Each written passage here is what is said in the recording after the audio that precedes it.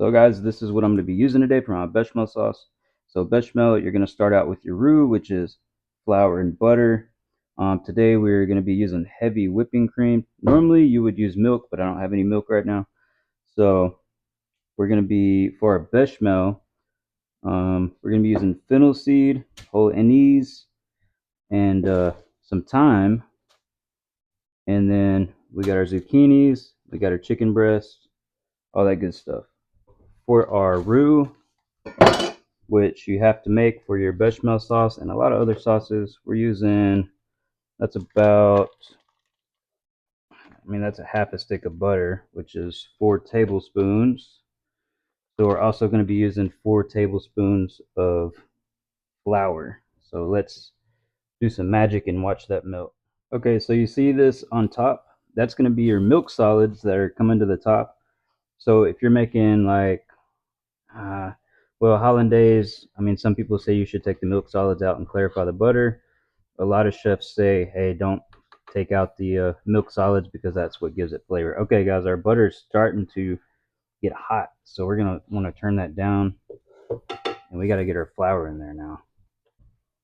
Okay, so while that is melting, we're going to go ahead and get our heavy whipping cream warm.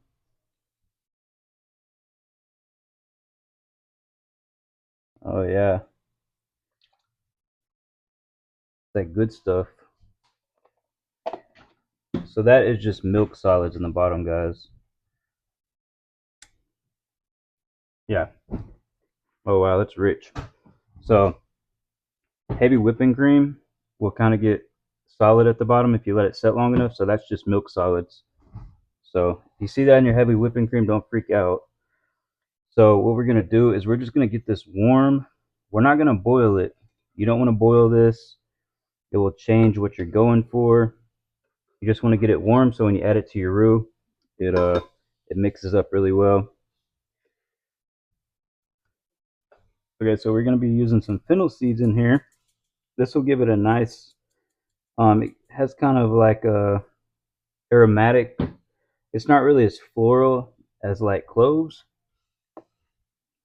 but has a really nice kind of savoriness to it. I'm using a little bit of fennel seeds, and then this here is whole anise.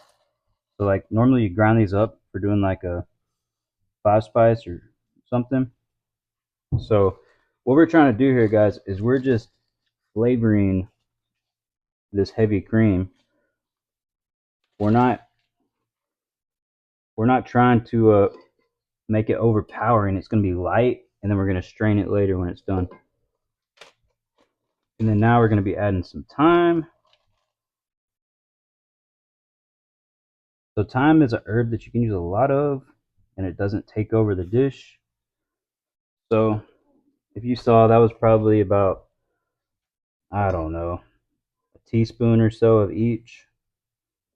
So we're just going to let this get warm and get all those milk solids broke back down, and get back to our roux over here. So guys, for our roux, we're doing 50% the butter and 50% the flour. So you can also use, lard or whatever, or you can render down fat from something and use that. That is lard, but you can make it fresh. So we're using 4 tablespoons of flour because we use 4 tablespoons of butter. All right. Number 4. Seeing that start to sizzle, we're gonna want to turn that down. We're not making like a really dark roux for like a gumbo or something like that, or even like a espanol sauce or espanol sauce, however you say it. So what we're looking for here is a wet sand consistency, which will take a little bit to get. Interesting fact. So American butter has way more water in it than European butter. So American butter takes longer to get to that point that you want it at. And also what we're trying to do is we're trying to cook that flour flavor out. We don't want that flour taste. You want that flour to be cooked. And guys, don't be afraid to try your food. You should be trying your sauces throughout the whole process, not just at the end. So our roux is starting to look really good. See how it kind of looks like wet sand? That's what you want it to look like. Really nice consistency. It's foaming, so it's getting there. It's getting close. That means a lot of the water moisture is out of the butter, and we are being left with just the milk fats and the flour, and that's what we're going for here. So I accidentally brought this to a simmer, which we did not want to do, but that's okay. We're just going to turn the heat off, put the lid on it, and keep it hot, so when we add it in, it'll mix in easy. Okay, so this is looking really nice. You see how it's starting to get a little bit of a tint to it? That means our flour is cooking. So actually your butter solids are going to cook before your flour. So, man, that's what we're looking for. The flour flavor is nearly out all the way. It's not quite where we want it. So we're going to cook it for a few more minutes. And we're going to try it again in a few minutes. Make sure that flour flavor is all the way out. And then at that point, we're going to be adding our milk, which actually we're using cream. You already know that. And then we're going to be mixing that up really good. Emulsifying it, I think is what they like to call it. And then at that point, we're going to add it to the pot, set it to the side, and keep it warm. And we want it to stop cooking, but we want it to stay warm so it doesn't get firm all the way. And so this is a really rich sauce, and since I'm using heavy whipping cream, if it gets too thick, you can just add a little water to it and thin it out. So our roux is cooked down to how I want it. It tastes like a beautiful buttery pastry. And now we're going to be adding our milk in there. All right, so we're going to be using the strainer, and we're going to catch all those solids in there like that. All right, see those? We already have all the flavor out of them. We're just going to set those to the side. And now we're going to turn the heat down. We don't want this to burn. Oh yeah, you see how that got thick quick? We're just going to stir in there. See how thick it got? Wow, that thickened fast. Oh my gosh, I bet this is going to be good. Okay, so we're going to add some water in it now before it gets too thick. Probably about 1/4 cup.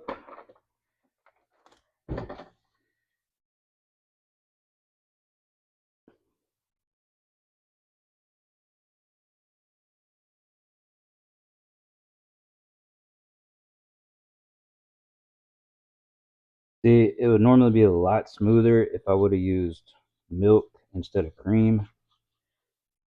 We're just going to work out all those lumps and try to smooth it out.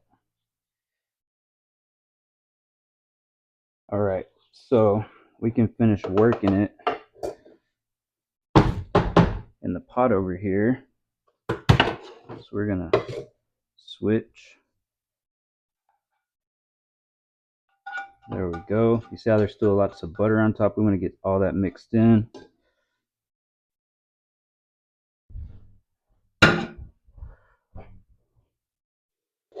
All right, now we can really...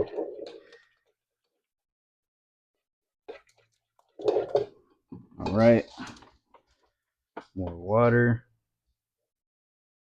Okay, so now we're probably at nearly 1 cup of water because I decided to use heavy cream. Oh yeah, there we go. Starting to thin out on us. That's what we want right there.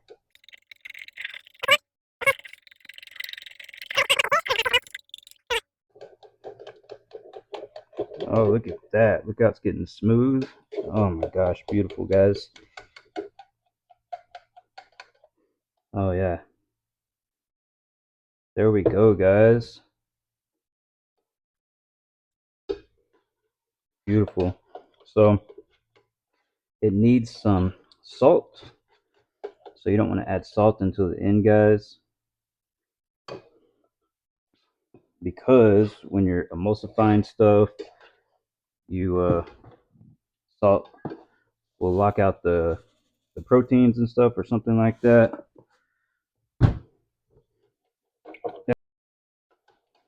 All right. Oh yeah. So that's what we're going for right there. Salty, creamy, a little bit of herb flavor in there, not overpowering. Beautiful. So I actually added a little bit more water to it because it was a little bit thicker than I would like. And after it sets, it's definitely going to thicken up. But that lightened up the flavor. I didn't realize how much that cream would get thick, how thick it would get. But now it's at the consistency that we want. Um, with the milk, it would definitely be thinner. Okay guys, so my audio went out, so here we are doing the voiceover, but that's okay because I can be more thorough. So what I'm showing you here is how to break down a chicken breast by hand. This is what a lot of restaurants do to cook their chicken breast evenly. So on both sides of the chicken breast, it's going to be a little thicker than throughout the middle. So if you want a nice, even, juicy chicken that's not dry in the middle and juicy on the outside, then you're going to want to take the thicker parts and use your hands, and you'll feel those muscle fibers in there. You just kind of work them out, break them down, just like that. And so I get it as even as possible. And there you go, guys. That is how you break down a chicken breast. Okay, so right here we're going to be mixing up some seasoning for the chicken breast. I get a little container so that way I don't have to handle all the different seasonings and wash my hands in between. So as you can see, that is some coarse kosher salt right there. Probably 2 to 3 tablespoons. I don't really measure. I just measure with love in my heart, and it always comes out really good. So that was some onion powder. That's a lot of garlic. And next we have, oh, so here I am talking about garlic. So garlic will cook really fast compared to other herbs and spices and stuff. So it will help you get a nice crust on anything if you're cooking it fast. And it also can burn if you cook it too long. That was a little cumin, just to add a little that aromatic, kind of bitterness that it has, and a lot of parsley. I like parsley when it cooks down. It has a really nice flavor. So now we are going to mix that up real good, season all sides thoroughly, and it is good to go. Okay, next guys, we're gonna prep our zucchini. So we're gonna be cutting it into really thin strips, not noodles, almost like ribbons. I don't exactly know what you want to call it, but nice and thin, just like that. Okay guys, so we are going to be blanching our zucchini today. So we're not going to be cooking them all the way. We're just going to be cooking them to where they're still kind of firm and have a crunch to them, but that fresh zucchini flavor, that raw zucchini flavor, we want that all the way gone. So we're going to be using sea salt in there and parsley. So our water is boiling. We're going to put in our zucchini. So we're just going to work them down in there to where the water just barely covers the tops of them, and then cook them for 2 to 3 minutes and give them a little stir. So they are nearly where we want. They're getting kind of limp, but we want to cook them a little bit more so they have a little bit more malleability, and because we want to be able to roll them up like a little noodle. See, they're getting there, but not quite. Okay, so our zucchini are done. So what we're gonna do here, what I didn't show you, is we strained them and then we put them on a plate to cool off. We want to get them cool as fast as possible so they stop cooking. Okay, so we're looking for a beautiful presentation here at the end. So to accomplish that, we're picking out the outer pieces of the zucchini, which are still have the skin on, so you have that dark green, and then on the inside you have that lighter, um, really light green. So you have that nice color contrast. So I am getting the spirals ready, and just picking out the nicest looking zucchini strips. Okay, we're using a little bit of coconut oil here, then coating the pan, and now we are going to be adding our chicken in. Okay, so right here we are getting our zucchini ready for the plates. Made some little spirals, little zucchini flowers, whatever you want to call them. And here we are getting the other one ready. I'm just gonna fast forward through that because it's kind of boring. All right, y'all, so the chicken is done on that side. We're gonna flip it. You see how it's kind of turning white on the tip? The edges are pulling back. It's starting to get round around the edges. That means it is time to flip it over. So guys, we are done cooking our chicken, and how I know is because it is firm all the way at the thickest parts. It doesn't have any like give to it. And also a for sure check, you can poke a hole in your chicken, and if clear juices go out, then it is definitely done. So most people overcook their chicken because they're scared of raw chicken. I understand, and I'm sorry that y'all have been eating dry chicken your whole life, but I'm here to tell you, you don't have to worry about that, guys. Just do the little poke test, and you see the clear juice, barely, but once that clear juice comes out, you know for sure that it's done, and you can take it off to rest. And it's still hot, guys, so even if I was to pull this chicken off early and it was like close to being done but not all the way, it's gonna sit there and finish cooking because it's so hot. And I was just trying to show y'all the clear juice. Let's see if we can get it to work. Any minute now. There you go. Y'all see it? Maybe it's just me, but there's clear juice there. The chicken's done, guys. I confirmed it for y'all. There it is. Look at that beautiful, beautiful caramelized crust that we have on that chicken. That's what we're looking for. Okay, guys, so when you're cutting chicken up, a lot of people will do it long ways, and that's fine because the grain goes from the middle to the outside edge, kind of like a curve. But I like to do it against the grain. Either direction, just make sure when you're cutting your chicken, you're cutting against the grain, at least at an angle, so that way it is tender and easy to eat. So there I go with my dull knife that I forgot to sharpen before I started. Normally when you're cutting your chicken, you should be able to cut straight through it in one cut, not cutting away like I'm trying to cut a tree down over here. So always try your food, guys. Make sure it's seasoned well. From what I remember, the flavor was beautiful, just as I expected. And it wasn't dry, guys, because I didn't overcook my chicken. It only took me about 7 minutes. So now we're going to be making our balsamic glaze in the same pan that we cooked our chicken in. We want to get all that goodness out of the pan from the chicken, and that flavor will be in the glaze. So you can see what we have here. We want to get that down to only a couple tablespoons, and it'll get thick and the sugars will come out. And this is a really good balsamic vinegar.